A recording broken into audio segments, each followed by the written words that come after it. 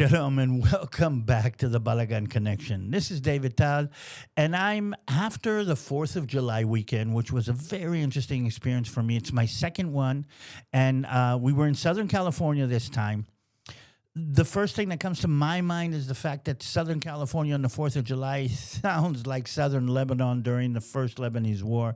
The explosions were mind-boggling.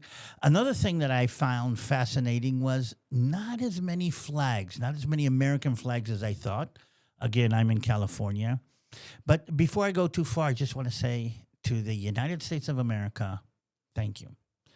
Thank you for changing the world 249 years ago. Thank you for standing up for freedom down through the history. Thank you for being willing to fight for freedom. First World War, Second World War, Gulf Wars, and now thank you for sending B-2 bombers to Iran to take out one of the most important or one of those scariest threats to Israel. So on the 4th of July, I just want to say God bless America and thank you all. And while we're going to this, today we're going to be talking about, Benjamin Netanyahu and President Donald J. Trump, round 3, or the Bibi and Trump show, 3rd episode, because Benjamin Netanyahu has just now landed in Washington on his way to a massive or major dinner with President Trump this evening. And everybody's talking about this is it. This is the final piece in the big puzzle that everybody's going to be putting together. So I want to talk about the agreement that is coming together in Gaza, and we're going to kind of connect to that with a little bit of information. I want to talk about what they're talking or what they're trying to agree about. I want to talk also about what's going to happen after this. And Bibi literally is right now, just now landed in Washington. I think they're going to meet this evening. And this meeting is really going to determine the shape or the future of Gaza. It's going to determine the hostage deal that we're talking about and the ceasefire deal. And it seems, and everybody's talking about it and everybody feels, we're going into something much, much bigger in the Middle East and what's going to happen in the Middle East. So let's go into this. Follow me, and let's start off with Bibi literally lands in D.C. He's got Ron Dermer, who is his first or his most important advisor, part of the negotiation team. And what I found fascinating about this one is the fact that my good friend, Ambassador Mike Huckabee, flew with Benjamin Netanyahu from Israel to Washington this time. This is the third, and I think the third event this year. No other foreign leader has been in Washington, has sat on President Trump's table so much. And this is just another indication of how important what is happening right now and how President Trump takes this so seriously. But that's just the surface. Underneath, there's a much bigger game being played. And the game that we're talking about is the whole mega deal that everybody's talking about it. So let's go in and pick out the pieces. So the deal that we're talking about would see an agreement between Israel, Hamas, brokered by the United States.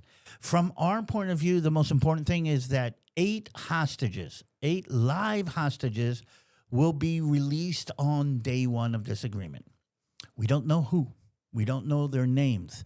We figure, we think, we appreciate, or we've gotten information that there are 20 live hostages out of the 50 that are still there. But 8 will be released on day 1, and there will be a ceasefire, meaning no more fighting. We don't blow up anything in Gaza, and they don't blow up anything us. And by the way, the battle in Gaza has been pretty harsh. We lost another soldier in a tank the other day. I'm kind of worried about they're getting through to the tanks lately. But 8 hostages on day 1, and another 2 hostages will be released towards the end of this temporary agreement. That's going to be on day 50. In the meantime, Israel will move out of most of the areas in Gaza that it is holding, though it is not agreed to move away from the strategic areas. And we will be pushing more humanitarian aid into Gaza. It's not that there's a lack of humanitarian aid, but part of what Hamas is making a big issue about is that the humanitarian aid will go through them. Israel's put together a mechanism where the humanitarian aid, meaning the food, the people are eating in Gaza, the nutrition in Gaza, okay, and the humanitarian aid in Gaza comes through an organization that actually delivers the aid directly to the people. There's big centers that were set up, and they're giving boxes with 5 meals for 5 people, meaning a family week box, basically, and it's going directly to the people. Hamas is upset with this because they have been receiving the aid from the United Nations and the Red Cross, who has been in cahoots with them the whole way, and that humanitarian aid has been handed out to the people, but they had to pay for it. And that's the way Hamas controlled the people. That's the way Hamas controlled to make sure that there were no dissidents. So Hamas is saying, we want to hand out the humanitarian aid. There's going to be a release of thousands of Palestinian prisoners. And that is at the core, meaning ceasefire, Israeli hostages let out, 60 days of quiet, more humanitarian aid going in, but doesn't go in to our system, goes into the Hamas system, which allows the Hamas to control it, and prisoners will be released. But immediately when this ceasefire takes place, there should be a negotiation for the final stage of this war, and that's what's kept the sides apart until now. Israel is saying at the final stage of the war, all of the hostages will be released. Hamas has no weapons, and the leaders of Hamas will be exiled out of the Gaza Strip, and a Arab technocratic organization agreement will be running the affairs of Gaza when this is over. Gaza is saying it wants to live to tell the tale. Gaza is saying this is what is not acceptable to them. They want to stay in power. They want to be on top of the rubble, waving their flag and saying, we won this war. And they want to continue to be in power after this war. They want to start rebuilding Gaza, start rearming, and as far as they're concerned, they're going to say, we did this to Israel, we held Israel back, now we can start getting ready for the next round. And that is something that is not agreeable to Israel. And it looks like, though, there's going to be some kind of, I'm going to say, wordplay that is going to say, okay, Hamas will say 1, 2, 3, Israel will say 1, 2, 3, and there's going to be probably some kind of disarming of Hamas in the Gaza Strip. There will be some kind of organization or some kind of authority, like the Palestinian Authority that takes control, and that is the core of the issue. So it looks like this ceasefire will go through, the 60 days will go through, but I have a problem, or I really don't know how they're going to have to round the square or square the circle in order to find the final agreement that everybody is talking about it. What Hamas is demanding, by the way, is that Israel doesn't overrun the Gaza Strip and kick them out. And they're demanding actual guarantees from President Trump himself that Israel won't just take over the Gaza Strip. By the way, there are people in Israel that are saying, yes, we should take over the Gaza Strip. A side note, there is no genocide in Gaza. There is no plan for Israel to kill all the people in Gaza. And in fact, I just now heard some information a little while ago that the amount of people, the population of Gaza during this war on the whole has risen during this 2-year war, then has gone down. Meaning the natural birth rate has been more than the people that were killed in the war. And when we count the people killed in the war, we're counting the soldiers too. There's no genocide. It doesn't make sense. But again, this is the way the war is going to be fought. We will be putting up a video sometime next week that's talking about how this war is being fought and how Satan is using the media in this war. In the meantime, The Hamas is making a big issue about the Philadelphia corridor. And I'm going to put a map up here, over here, just so you get an idea what the Philadelphia corridor is, because this is one of the main issues that a lot of people don't really understand. If you look at this map, you can see that on one side there's a Mediterranean Sea. The Gaza Strip is like a square. Okay, two sides have Israel. There's Israel in the north and Israel in the east. But the southwestern border of the Gaza Strip is a border with Egypt. Egypt has a border with the Gaza Strip. If people are saying that Israel is creating a open-air prison, Egypt has one of the doorways and the keys to that open-air prison too. But nobody talks about it. Everybody just talks about what Israel is doing. And because Egypt has closed off the border for population to move through, but has kept the border open for all kinds of reasons, for arms to move in tunnels underneath the border between the Gaza Strip and Egypt, Israel is saying, we will keep control of this corridor, this Philadelphia corridor along here, to make sure that they will not rearm no matter what. And that's one of the core issues that are going to have to be brought together. The Philadelphia corridor has always been an issue. I mean, you have the Egyptians on one side who are allowing arms to be smuggled on underground, but are now not allowing the population to move from Gaza into Egypt on the other hand. And I've been there. I've actually served on that corridor, and it looks like this time Netanyahu is saying we're not budging from the corridor. Now, Hamas realizes that if they have no control of the corridor, they have no way to bring in arms to rearm themselves. They can also not bring in all kinds of other things like money and all kinds of things. That's the ceasefire deal that they're going to be talking about tomorrow at dinner. The thing is that we can't tend to forget, it's not the United States that has to agree to the ceasefire deal. It's the Hamas. And as they're talking in the United States in Washington, in Doha, there's an Israeli team, a Hamas team, and the Emirates and the CIA and the Egyptians and others are trying to kind of reach an agreement between Israel and Hamas. There's a lot of pressure on Hamas from the Qataris for them to agree to this deal.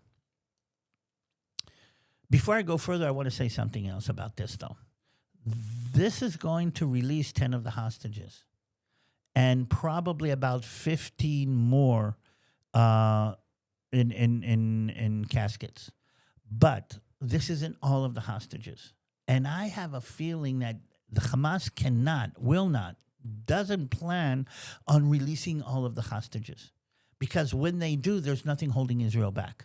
I mean, the United States will not hold Israel back. The only thing holding Israel back right now is that we don't know where all these hostages is. So there is a dynamic going on in this. And again, Israel is being torn apart emotionally, politically, in any way, shape, or form. I mean, think about the parents of the hostages that are inside, the families, and the rest of us don't know which hostages are coming out and which hostages are not. It's a massive ordeal for all of us. And this is about as emotional a terrorism as you can think of. And the Hamas is playing this game, is literally playing this game. So that is the ceasefire deal, and that is being negotiated in Doha right now. I think one of the reasons that Benjamin Netanyahu is in Washington is because this way President Trump can put pressure on him to make concessions that he would not make when we get to the end of the deal. Oh, yes, just let them have the Philadelphia corridor. Let that go. I'm afraid that that's part of what's going on. There's a lot of people who are agreeing to that in Israel. On the other hand, I think it would be terrible for Israel if we give up. And part of this is the final arrangement. How much will the Hamas get a victory parade, a victory shot? What will come out of that? And that, I think, is as dangerous as anything else. Though the situation after Iran, where the Arab world has been, the fanatic Muslim world has been subdued, I think it's less important. I think that's part of what we are here about. Um, this ceasefire, this ceasefire's deal is just one act of a bigger deal. Because if this is signed somewhere in the next day or two, then this will open up to a whole series of agreement that have been popping up like poppies in the summer. I mean, all kinds of things that everybody's talking about. So they're talking about the Abrahamic Accords being brought back online, different Arab nations who want to join. The first two main players that are in this new. Okay, so after we finish this deal, the first one is going to be Saudi Arabia. Saudi Arabia is going to say, okay, and all of these mega billion-dollar, trillion-dollar deals that President Trump made when he was in the Middle East now can come to fruition. Then that will open the door for an agreement, a non-military, a non-combatant, a non-war agreement, you call it whatever you want, with Syria, with this new regime in Syria led by El-Julani, who has been reaching out, and President Trump has been allowing him to reach out to Israel. There's negotiations going down. Israel is sitting on Syrian territory on the Golan Heights. The Syrians are going to say, we're not going to reach an agreement. We're not going to join the Abrahamic Accords unless we get the Golan Heights back. But they're going to reach some kind of agreement that we're not fighting anymore, which is something. Now, if that happens, then that'll open the door for an agreement with Lebanon. And Lebanon actually is deciding right now whether they are going to allow the Hezbollah to continue to exist even though they give up all of their weapons. So the Lebanese government is putting pressure on the Hezbollah, which is an Iranian proxy, wasn't an Iranian proxy, to give up its weapons in return for Israel moving out of the southern part of Lebanon. Now, here's the thing. Israel has never wanted to sit in the southern part of Lebanon. We went in because that was being used as a base to attack us. If the Lebanese government takes control and the Lebanese army sits on the border and we have no beef with Lebanon, then we have no problem moving out of southern Lebanon. And I really hope it happens because I spend too much time in there anyway. But here's what I'm trying to say. Syria, Lebanon, Saudi Arabia, other Gulf states, maybe even some of the northern African states. All of a sudden, peace in the Middle East, and then the big corridor. This is what they call the Middle East Europe Economic Corridor. And this is what President Trump has been kind of throwing at. And by the way, it wasn't only Trump's idea. It's something that's been going on. I think even President Biden was talking about it a couple of days before the 7th of October. This is part of what the Hamas tried to derail when they started the attack.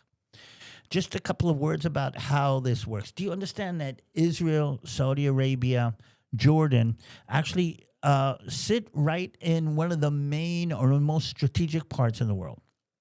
Look at the map here. You're going to see that from a geographic point of view, like I tend to say, God gave us an amazing country, but put us in a very complicated neighborhood. We are the connector.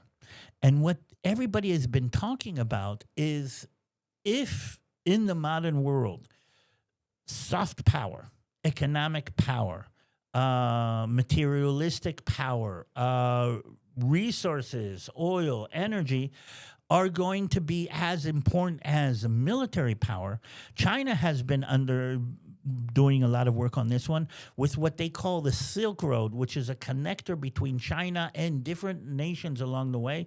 China has been investing in ports and in roads and in bridges all over Asia in order to connect China to India and to the Middle East and Europe. The India, Middle East, Europe corridor, and I'm going to put it up here on the map so you see what we're talking about, will be a combination of railways, pipelines, roads, and harbors at key strategic areas that will allow goods and resources to move from east to west in one direction, and will allow energy and technology to move from west to east in the other direction. And it'll mean some kind of cooperation between India and the Gulf states, Saudi Arabia. Look at Jordan sits here in the middle of this. And then this connects to the Mediterranean Sea. The original plan was for it to connect to Israel in one of the harbors in Israel. But none of the harbors, none of the docking facilities in Israel are big enough to be a major hub for huge amounts of goods that go through this. This is going to be something that competes with the Suez Canal. And the only place where that could happen would be on Gaza. And the idea that President Trump has been kind of floating for a long time is Gaza becomes a massive harbor connector between the Mediterranean Sea and the trainways and the pipelines that'll go and connect to the Persian Gulf. That's the massive deal. That's the big thing. That's going to put Saudi Arabia back on the map. That's going to be a big kick for the economy of Jordan. That's going to be the solution for the Gaza problem. The only thing standing in the middle of that, the only thing holding that back, the only thing not letting this go through, the only thing that is holding up the train are the Palestinians in Gaza. And that's why this deal in Doha will connect to what's going on in America, because if the solution with the Palestinians, if there can be a solution with the Palestinians, then all of the money and all of the resources and all of the economic power will be poured into turning Gaza into I would say, some kind of economic hub. And that's what everybody is talking about. Normalization with Saudi Arabia. Now, again, remember, this could not have happened while Iran was still in play. And Iran actually was being a proxy of China. But Iran has been taken down now. So this plan can come together. And again, all of this can come together if a solution is found for the Palestinians living in Gaza, who are the most militant, the most death-loving, the most fanatic Muslims now in the world. And that is the situation right now in the Middle East. So we are waiting for the negotiation in Doha to find some kind of a combination. And President Trump is putting all of his weight on pressure on the Qataris to put pressure on the Hamas. In the meantime, he's also using his own weight to put pressure on Israel. And I have a feeling, though, that Hamas is not going to say yes. Hamas cannot say yes. Because if Hamas says yes, this means the end of everything that they've actually fought for. And that is part of the situation that we're actually talking about. So this was part one of this dynamic. And we're going to see what happens in the meetings in Doha. We're going to see what's happening in the meetings in Washington. And after they reach or do not reach an agreement, tune in and we're going to connect to part two of this that is going to be actually either dealing with the fallout of this falling apart or dealing with the anticipation and the excitement of a deal coming through and what all of this means. Wow. Pray for us. Pray for Israel. Pray for Netanyahu. Pray for Trump. Pray for the parents of the hostages that are still in and who are trying to decide or trying to feel if this is going to happen. Pray for the peace of Jerusalem. In the meantime, if you do want to connect, I'm putting up a QR code for Gijón Springs. This is the organization that me and Christy are a part of. If you want to support me directly until I get back to Israel, hopefully in September, hopefully this does solve all the problems. Hopefully tourism will pick up. But in the meantime, we're trying to find out how we can go. If you want or you hear of somebody who wants to talk about what's going on in Israel and wants somebody to connect all the pieces of this puzzle, let me know. And if you want to support military units, widows of soldiers who have fallen in battle, organizations that prepare. We're working with an organization that prepares young Israelis before they go into the army, believers. And we have a printing press that prints Christian material in Arabic and Hebrew for the local community. If you want to be a part of any one of those, hit the barcode or the QR code right here, Gihon Springs. In the meantime, we're all waiting to see what's going to happen. This is DaviD TaL. This is the Balagan Connection, brought to you by Gihon Springs. Hope to see you soon.